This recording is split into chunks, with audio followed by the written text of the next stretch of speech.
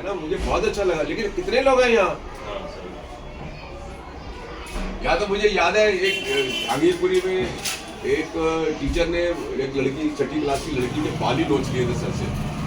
और जब मैं वहाँ गया, पेरेंट से मिला, मैंने कहा नहीं, इसके खिलाफ एक्शन होना चाहिए। कहते जी छोड़ो जी, गुरुजी थे, हमारे पैर में पड़ गए और माफी मांग ली, हमने माफ काम।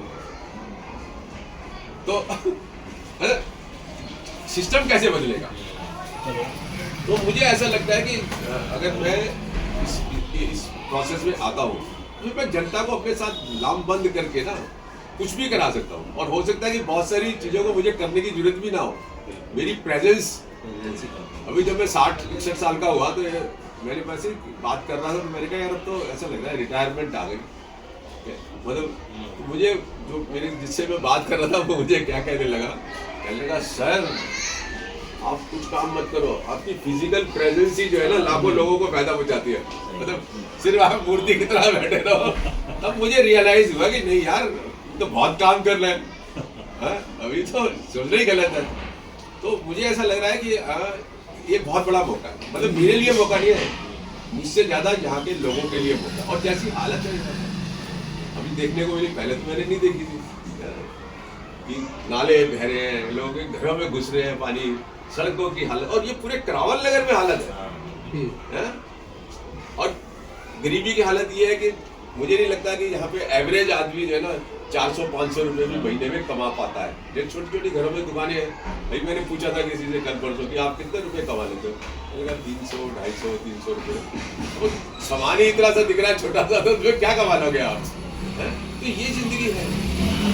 और ये जिंदगी 75 साल की आज़ादी के बाद आप इस मतलब एक तरीके से नरक की जिंदगी गुजार रहे हैं।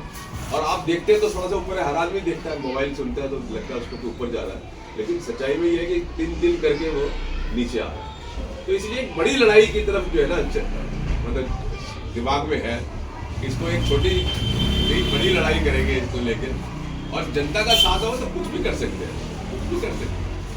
और एक ऐसा मतलब उदाहरण पेश करेंगे लोगों के लिए कि जैसे मैं लोगों को बोल रहा हूँ कि तुम्हें पहली बार अगर मुझको लाओगे ना तो तुम्हें पहली बार गर्व होगा कि तुमने अपने वोट का इस्तेमाल कैसे किया। पहली बार गर्व होगा तुम्हें जिंदगी के अंदर। आजकल तो वोट देने के अगले दिन से रोना शुरू कर देते हैं लोग, वो पूरे 5 साल के उसको खाली देते रहते हैं और उसको कोई फर्क नहीं पड़ता, क्योंकि उसने तो पैसा करोड़ों में खर्च किया है, अब वो करोड़ों में बना रहा है।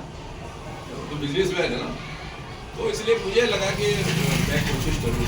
मेरी पार्टी भी लगी हुई है, यहाँ पर बहुत सारी महिलाएं हैं जो रोज यहाँ पे आपके कलोनी में घूमती है, और मेरे ख्याल से हर एक घर तक हमने पर्चा पहुँचाया है, ये भी अपने में बहुत बड़ी बात है। और कई ऐसा भी हुआ है कि एक से ज़्यादा राउंड भी मैंने भी लिए लोगों के साथ, सारी जगहों में तो नहीं लेकिन कई जगहों पे लिए, और लोगों को अच्छा रिस्पॉन्स भी मिला है।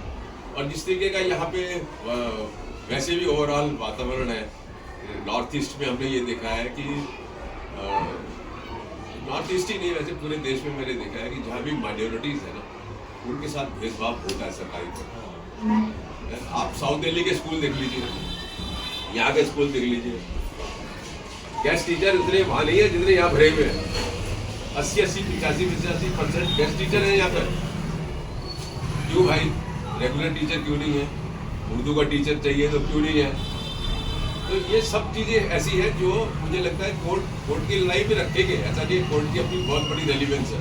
कोर्ट में म्युनिसिपल कमिश्नर को बुला के या चीफ सेक्रेटरी को बुला के चीफ जस्टिस डांट लगाता है तो अगले दिन सुर्खियाँ बन जाती है।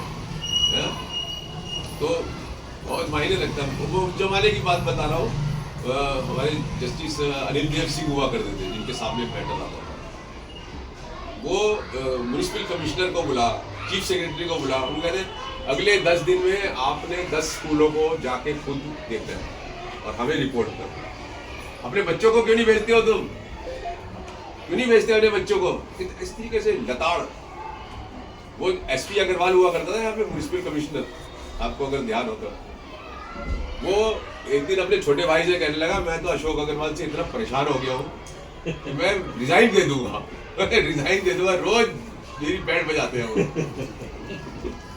एक स्कूल यहाँ पे साउथ दिल्ली में